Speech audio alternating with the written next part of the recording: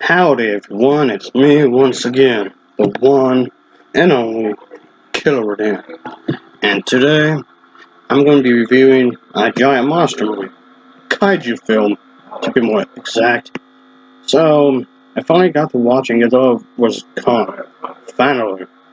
So yeah, this is something I've been meaning to review, of course, and I just got to watching it today. Yeah, not that long ago really. So, yeah, it's still fresh in my head, and I thought, okay, I'll give it a watch, and I will review it. So I'm going to do right now. So, yeah, this whole monster verse, I guess you can say, they're building upon this expanded universe they've been doing for King Kong and Godzilla.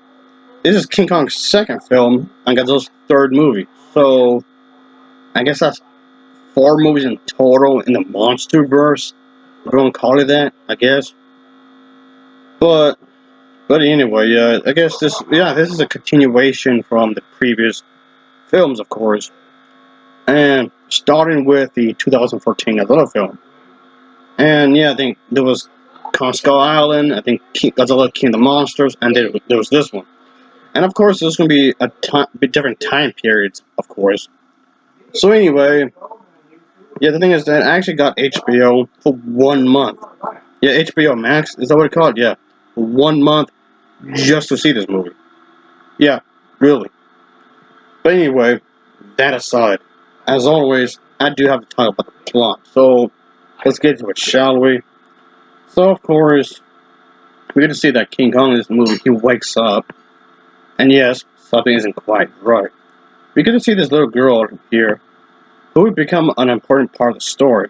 She has this like a little doll, this handmade doll that looks like Kong or whatever. And yes, for a good chunk of the film, we get to see her with this homemade doll or whatnot. And the thing is that she can't speak. She uses her sign language to communicate um, with with the character, the human characters. I mean, and then Kong as well, of course. But anyways, that aside, it does come off like it just does feel like more of a King Kong uh, movie, if anything. It gets to show a whole lot more of Kong himself than Godzilla himself. But whatever, guys. So it doesn't really feel like crossover all the way, but whatever. But anyway, yes, they do like a kind of a brief recap of what happened in the previous films. I guess to put them up to catch up to speed, to connect everything, of course. And yeah, the characters from Godzilla King of the Monsters. Well, at least a few human characters from Godzilla King of the Monsters, the previous installment, do return in this movie. Madison and her dad, and her dad is in his movie not as much like he was in the other film, but the daughter is more here more often, really. And that's only because he goes around with this guy. He's kind of like a conspiracy theorist kind of a thing. But if I have any complaints with this film, it would be that character and the whole thing with Hollow Earth, or whatever, some sort of oh no, the government is up to some bad, yeah, because of the corporations. Which, if you ask me, that's really stupid. If you ask me, that has to be the dumbest part of the movie. Corporations and government bad because I don't know. I mean, I get what they're trying to do. Have like an underdog kind of a story, which is fine, but it's just the way they handled it. So okay, whatever. So yeah, and of course, Godzilla himself makes a return to this film, of course, because that's kind of the whole idea. Having these two characters fight off each other, of course, which they did for a bit. Of course, they ultimately do. Of course, the title in the movie is going to tell you that they're going to fight each other, and that does happen. So that's not me really spoiling anything, really. But anyway, but yeah, the the the little girl who does the sign language thing pretty much communicates with Kong throughout the entire film. If anything, this movie is more like a build up to the fight, really. So But yeah, that's kind of a thing I was gonna say. And trying to have this whole the relationship with the human characters. Human characters would have their own thing going on in their lives, of course. And ultimately, we all know what we want to watch is having these two characters fight off. Which, yeah, like I said, they ultimately do, of course. But all in all, I can say this: this was definitely a very fast-paced film, and it's not slow. No, it's not very slow at all. It's very gets to the point rather fast. So I like that. And yeah, there's this whole bit where King Kong is actually taken to this hollow Earth type of place. It's supposed to be like his home or whatever. Yeah, I like that little bit. He's exploring everything and whatnot. Well, yeah, I guess that part was kind of cool. But anyway, the film as a whole is passable. I don't hate it. No, by no means I don't hate this movie. By any means, it's extremely predictable. That's the thing. It's very very predictable. So you can't really guess what's going to happen, which I did. But it's predictable with a slice of stupid. It's just kind of stupid in some ways. But point being, there's a lot of parts where I felt like it was like plot convenience. And those are a few too many plot conveniences throughout the entire film. I'm not going to say what specifically because I don't want to spoil it really for anyone who haven't seen it. But point being is that if the story it's serviceable. The story it's serviceable. The story doesn't do anything groundbreaking really, which kind of sucks.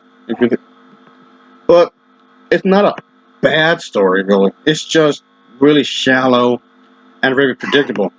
The story does what it's supposed. The story does what it's supposed to do.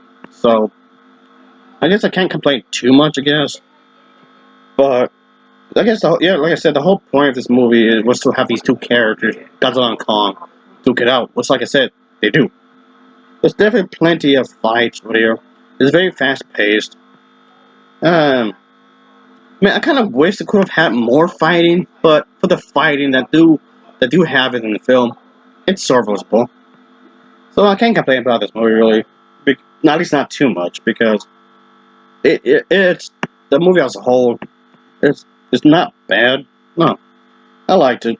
So when it comes to the overall story, it does what it's supposed to. I guess you can say, and it's overall I put it exciting movie in the sense that, like I said, it does feel more adventurous. It does feel more.